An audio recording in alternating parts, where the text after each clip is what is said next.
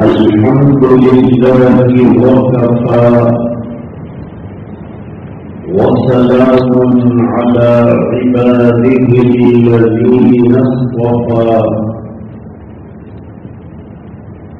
خصوصا على أفضلهم وخاتم النبيين محمد الأمين وعلى آله وصحبه أجمعين. أما بعد، أعوذ بالله من الشيطان الرجيم. بسم الله الرحمن الرحيم. إذا جاء نصر الله والفتح ورأيت الناس يدخلون في دين الله أفواجا فسبح بحمد ربك واستغفره إنه كان توابا. صدق الله العظيم. اللهم صل على سيدنا محمد وعلى آل سيدنا محمد وبارك وسلم.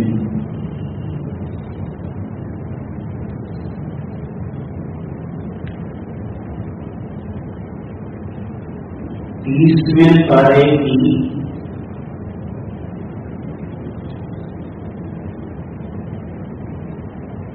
ایک چھوٹی سی سورت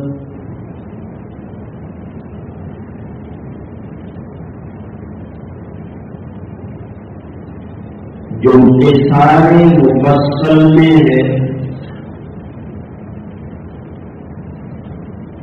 اور اکثر مغرب کی نماز میں اور نوافل میں پڑھی جاتی ہے، وہ تلاوت کی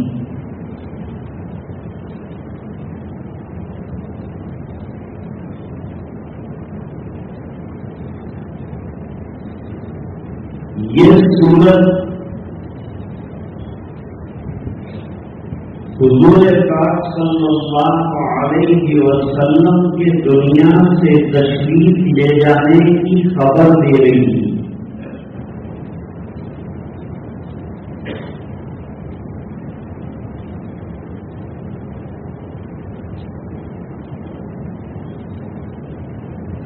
حضرت عمر رضی اللہ تعالیٰ عنہ کی شورا میں معمر صحابہ کرام بھی تھے اور نوجوان صحابہ بھی تھے۔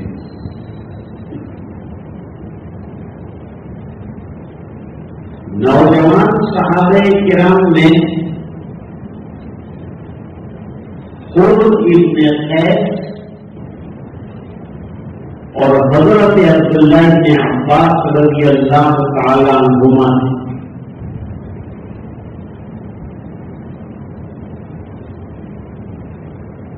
ان حضرات کو ان کی قرآن فہمی کی وجہ سے حضرت عمر رضی اللہ تعالی عنہ نے شورا میں مقام دیا ہے۔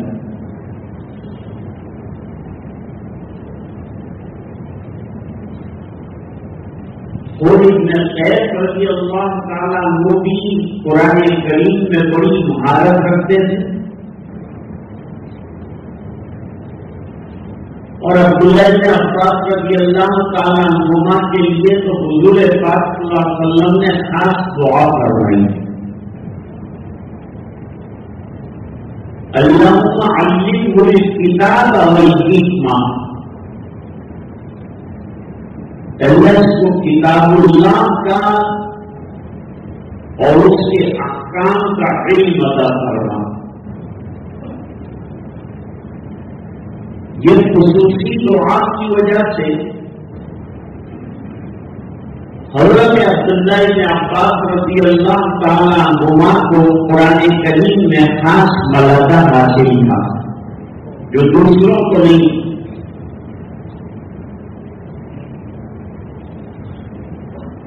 کچھ محمد صحابہ کرام نے اعتراض کیا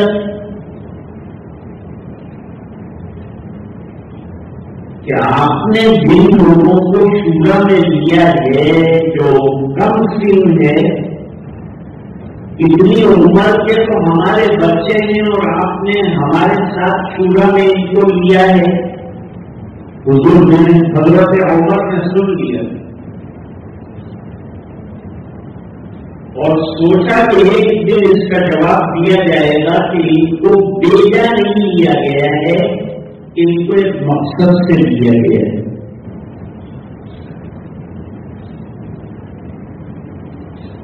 ایک دن حضرت عمر رضی اللہ تعالیٰ عنہ نے اچانک یہ سورت پڑھی، اذا جاء نصر اللہ والفتح وَرَأَيْتَ النَّاسَ يَدْخُلُونَ فِي دِينِ اللَّهِ أَفْوَاجًا فَسَبِّحْ بِحَمْدِ رَبِّكَ وَاسْتَغْفِرْهُ إِنَّهُ كَانَ تَوَّابًا۔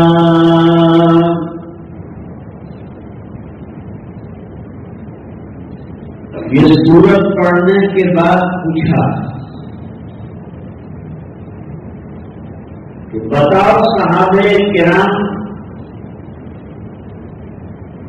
اس کے نازل ہونے کی وجہ اور اس کا شان نزول بتا سکتے ہو؟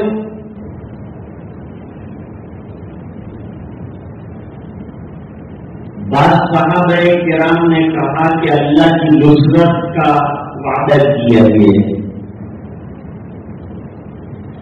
بعضوں نے کہا کہ فتح مکہ کی خبر دی گئی، بعضوں نے کہا تسبیح اور تحمید کا حکم حضور کو دیا گیا ہے۔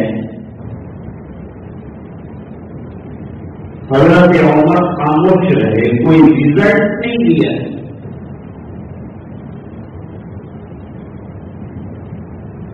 پھر حضرت عبداللہ بن عباس رضی اللہ تعالیٰ عنہما سے پوچھا، آپ بتا سکتے ہو اس کا شان نزول کیا ہے؟ تو حضرت عبداللہ بن عباس رضی اللہ تعالیٰ عنہما نے فرمایا، اس میں حضور کی وفات کی خبر دی گئی۔ قرآن کریم کا علم بڑا نہیں، اس کی تعلیمات اعلیٰ درجے کی تعلیمات، اس کا فہم بہت بڑی چیز ہے، جسے چاہتے ہیں اللہ تعالیٰ عطا فرما دے۔ یؤتی الحکمت من یشاء، تو حضرت عمر رضی اللہ تعالیٰ عنہ نے فرمایا تم نے بالکل صحیح کہا، میں بھی یہی شان نزول سمجھتا ہوں۔ تو وہ صحابہ کرام کی آنکھ کھلی کہ یہ نوجوان کو کیوں رکھا گیا ہے، شورا میں وقتاً فوقتاً ضرورت پڑے گی قرآن سے استدلال کرنے کی، تو یہ نوجوان ہوں گے تو استدلال کریں گے۔ ان کی قرآن فہمی اور قرآن میں مہارت کی وجہ سے ان کو شورا میں رکھا گیا۔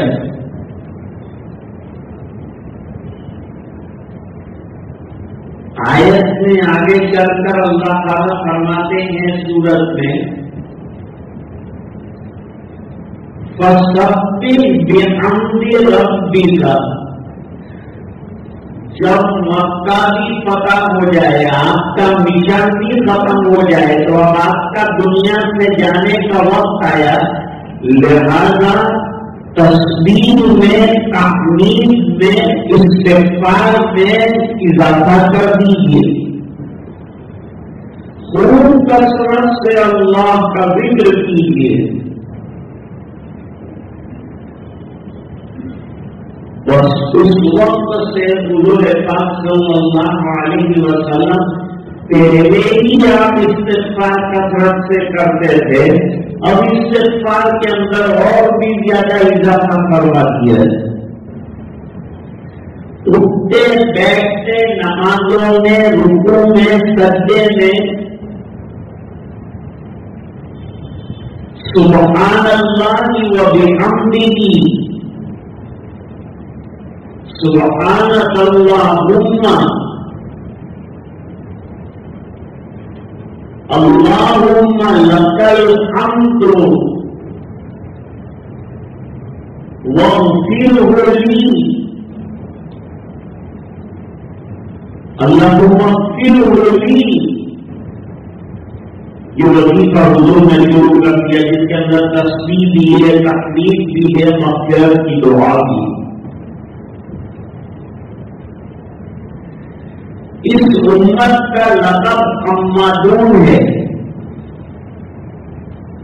حمادون کے معنی کثرت سے اللہ کی حمد کرنے والے، اللہ کی تعریف کرنے والے. یہ اس امت کی خصوصیات میں سے ہے.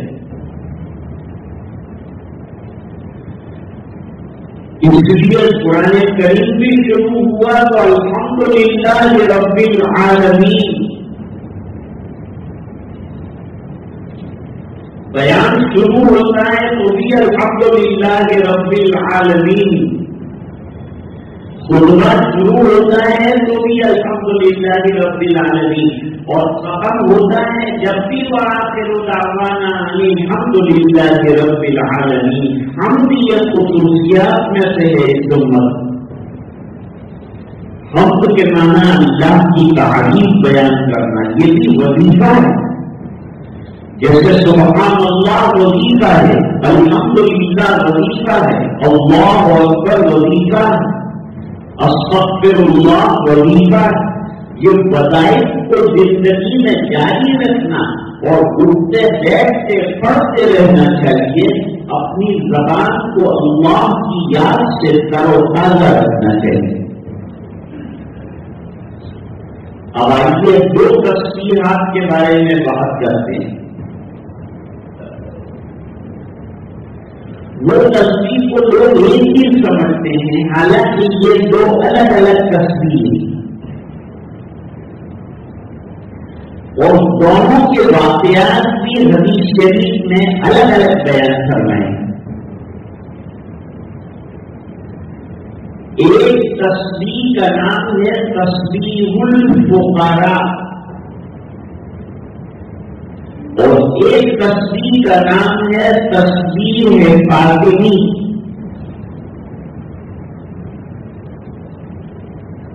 اب آئیے اس کی تفصیل معلوم کرتے ہیں کہ تسبیح الفقراء کیا ہے. اس سے انشاءاللہ آپ کے علم میں اضافہ ہو. دونوں الگ الگ.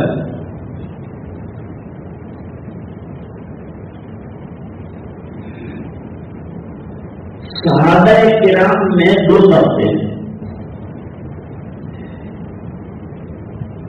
ایک طبقہ غریب صحابہ کرام کا تھا، وہ بھی بڑا عبادت گزار تھا. ذکر کا، اوراد کا، نمازوں کا، تلاوت کا، عبادت کا بڑا پابند. صحابہ کرام سبھی پابند. منافقوں کو چھوڑ کر بڑے پابند.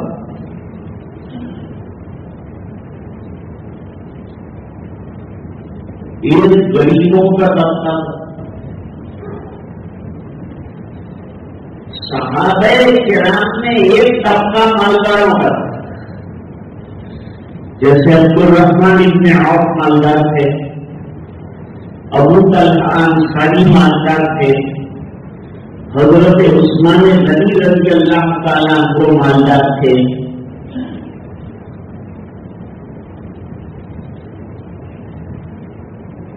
تو جو مالدار صحابہ کرام تھے وہ بھی عبادت میں پیچھے نہیں رہتے تھے. یہ نہیں کہ بھائی چلو مال دے دیا عبادت میں کمزور ہو گئے. وہ دو کام کرتے تھے. خوب مال بھی اللہ کے راستے میں لٹاتے تھے اور عبادت بھی خوب کرتے تھے, تہجد بھی پڑھتے تھے, راتوں کو اٹھتے تھے, ذکر بھی خوب کرتے تھے.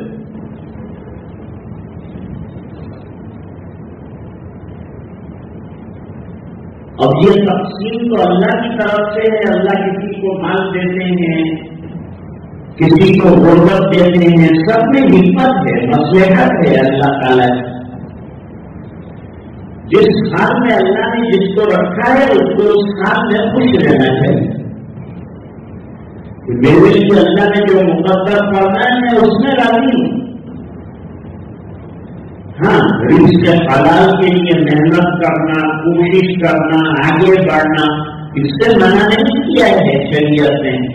رزق حلال زیادہ سے زیادہ کماؤ, نفع کماؤ, کوئی منع نہیں کرتا. تجارت کرو, کوئی منع نہیں کرتا.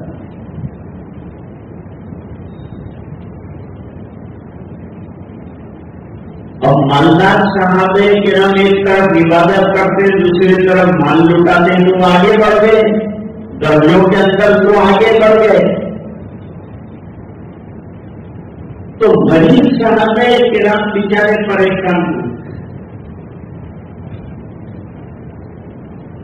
مالداری اور غربت تو تیری طرف سے ہے,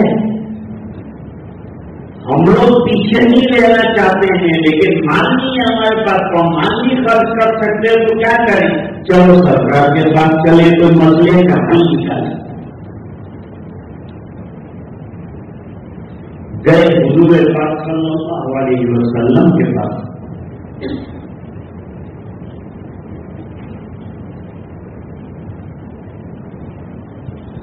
اور جا کر کے معذرت کہ اللہ کے رسول, ہم بھی عبادت کا پیچھے نہیں رہنا چاہتے ہیں اور اللہ کے درجات میں بھی پیچھے نہیں رہنا چاہتے ہیں, لیکن کیا کریں؟ قدرتی تقسیم یہ ہے کہ وہ لوگ مال خرچ کرتے ہیں, کر نہیں سکتے ہیں. صحابہ کرام کے پاس ایک کھجور بھی آتا تھا تو وہ بھی اللہ کے راستے میں دینے کے لیے تیار ہو جاتے تھے. خود بھوکے رہتے تھے اور غربا کو دے دیتے تھے. یہ ان کی شان تھی. مال لٹانے میں پیچھے نہیں رہتے تھے, لیکن قدرتی طور پر غربت تھی اور یہ حضرات کچھ نہیں تھے اس میں. ان کو کوئی اعتراض نہیں تھا اس غربت پر. انہوں نے فرمایا میں تم کو ایک وظیفہ بتاتا. یہ غریب صحابہ کرام کو حضور پاک صلی اللہ علیہ وسلم نے وظیفہ بتایا کہ یہ وظیفہ اگر تم پڑھو گے تو تم سے آگے کوئی نہیں بڑھ سکے.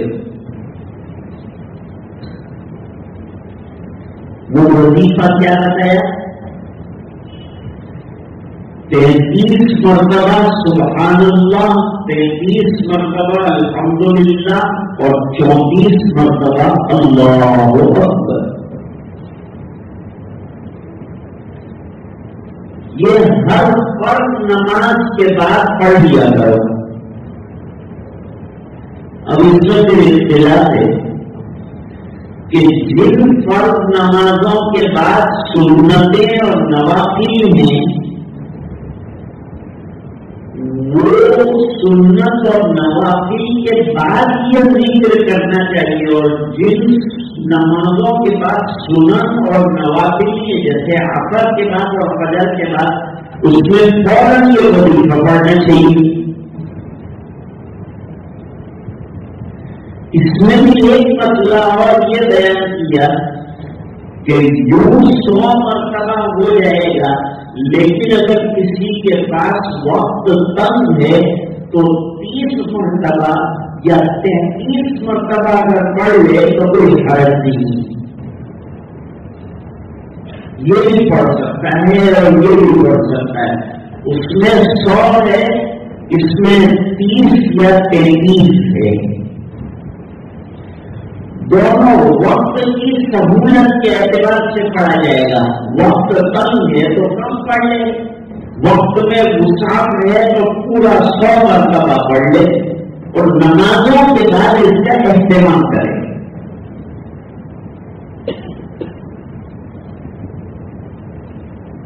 جن نمازوں کے بعد سنن اور نوافل ہیں اس میں پہلے سنن اور نوافل پڑھے اور اس کے بعد یہ تسبیحات پڑھے، اور جن میں سنن اور نوافل نہیں ہیں ان میں فوراً جو ہے نماز سے فراغت کے بعد یہ تسبیحات پڑھ لیں. اس کو تسبیح الفقراء کہتے ہیں. وہ بھی ایک بات اور اس کی تفصیل بھی آپ کے سامنے آئے گی. اس کی بڑی فضیلت ہے. حضور نے فرمایا تم میں سے جو یہ پڑھے گا تم سے کوئی آگے نہیں بڑھ سکے گا. لیکن وہ مالدار صحابہ کو بھنک لگ گئی، ان کو پتا چلا کہ غریبوں کو یہ وظیفے بتائے، انہوں نے بھی شروع کر دی. پھر صحابہ غریب دوڑ کر آئے کہ انہوں نے بھی شروع کر دیا. فرمایا کہ ذالک فضل اللہ یؤتیہ من یشاء. اب یہ اللہ کا فضل ہے جو ٹوٹ جائے لے جائے لے جائے. ایک یہ ہو گئی. نمبر 2 تسبیح فاطمہ. یہ تسبیح حضرت فاطمہ اور حضرت علی کرم اللہ وجہہ کو بتائی گئی. اس کا واقعہ الگ. حضور پاک صلی اللہ علیہ وسلم کے پاس کچھ غلام آئے.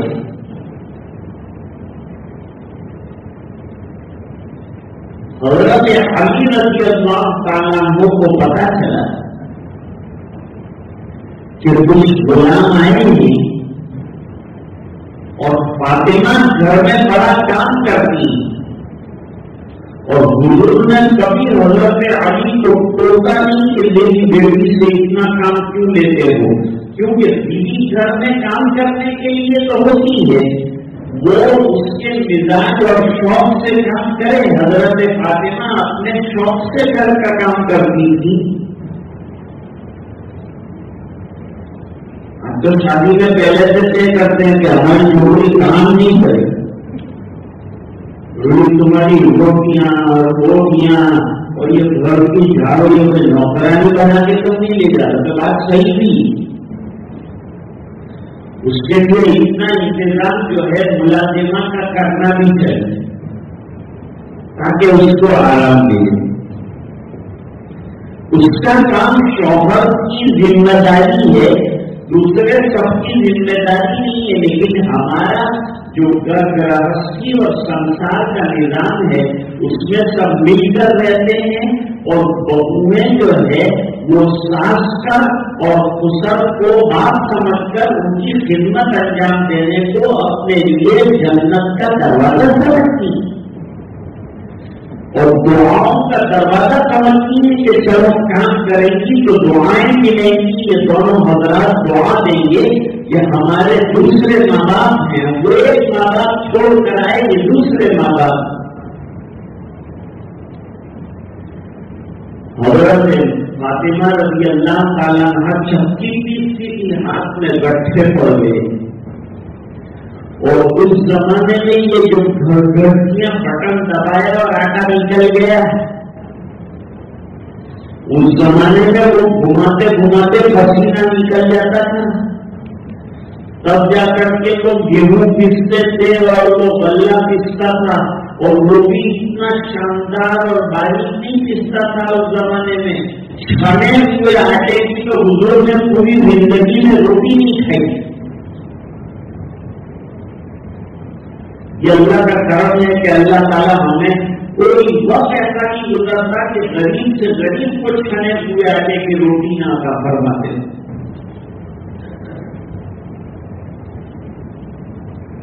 فقیر بھی مانگ رہا تھا کہ اللہ کے نام پر مجھے جو ہے گیس دے دو.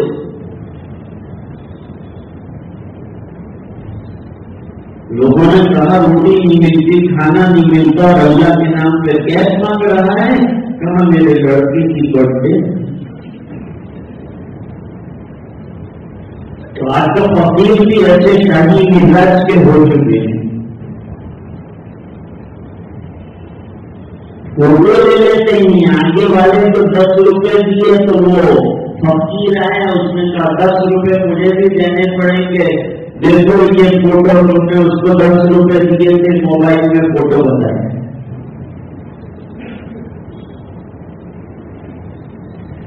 تو حضرت فاطمہ چکی پیستی ہیں اور دور سے جو ہے پانی کی بڑی تکلیف تھی مدینہ منورہ کے اندر۔ حضرت عثمان غنی رضی اللہ تعالیٰ عنہ نے پانی کے لیے کنواں خرید کر پوری جماعت مسلمین کے لیے وقف کیا تھا، انصار اور مہاجرین کے لیے، اور بڑا خرچہ اس کے اوپر حضرت عثمان رضی اللہ تعالیٰ عنہ نے کیا تھا، اور حضور پاک صلی اللہ علیہ وسلم کی دعائیں حاصل۔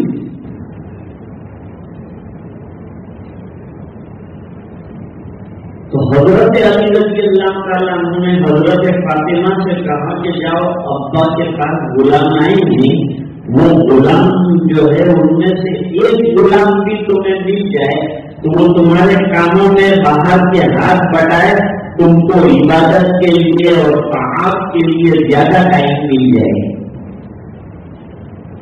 وقت زیادہ عبادت کے لیے ملے گا، ابھی کام کے اندر وقت زیادہ لگ جاتا ہے۔ تو حضرت فاطمہ رضی اللہ تعالیٰ عنہ نبی کریم صلی اللہ علیہ وسلم کی خدمت میں پہنچی، لیکن وہاں صحابہ کرام اور لوگ بھی تھے، اس لیے خاموش رہی اور خاموشی سے واپس چلی گئی۔ سمجھ گئے حضور کہ کوئی مسئلہ ہے، اس لیے آئی ہوں۔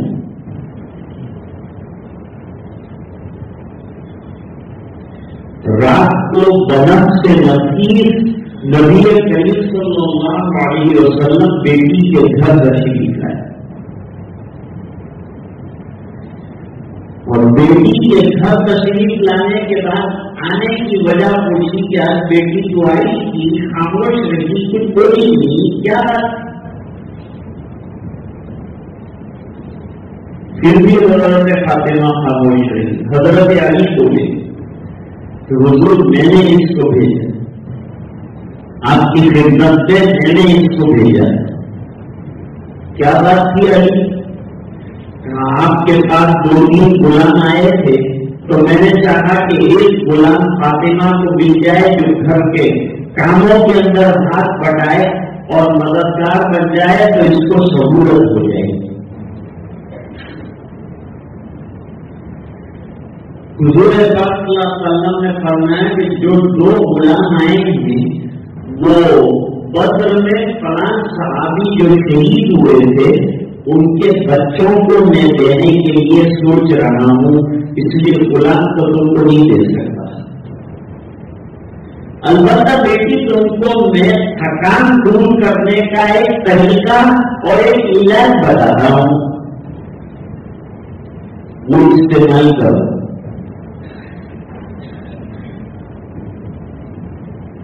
بتلائیے سرکار،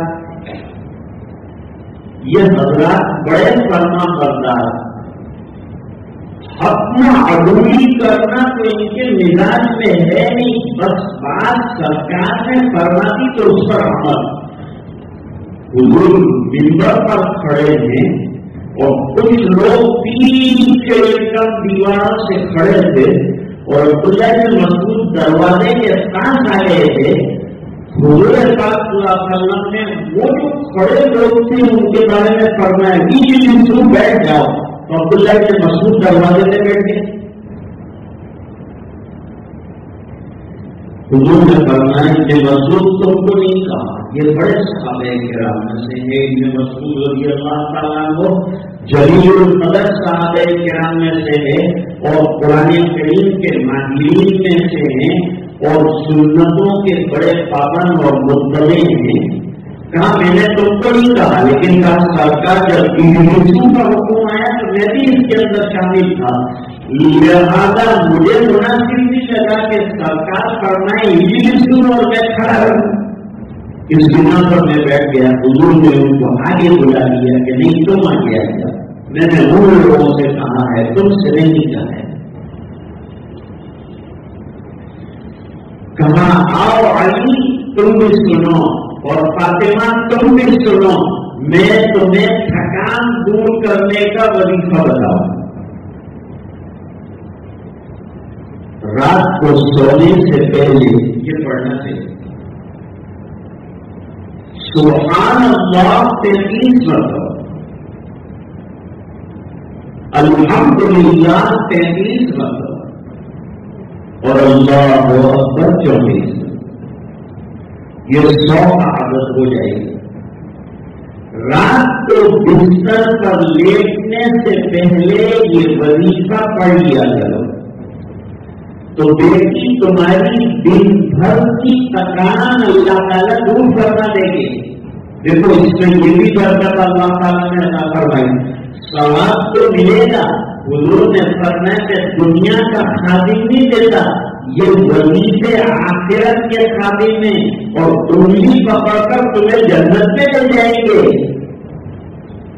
تو میں تمہیں آخرت کا خادم دینا چاہتا ہوں۔ دنیا میں خادم کے بغیر محنت اور مشقت کے ساتھ تکلیفوں کے ساتھ زندگی گزر جائے گی، لیکن وہاں کی تکلیفوں سے نجات حاصل کرنے کے لیے اور وہاں راحتیں پانے کے لیے اور وہاں کے درجات کی بلندیوں کے لیے تم کو یہ کرنا چاہیے۔ اور حضرت علی سے کہا کہ سائل پڑھنا چاہیے، خالی آپ فاطمہ ماٹے نہ کہ سمجھی بہت پڑھ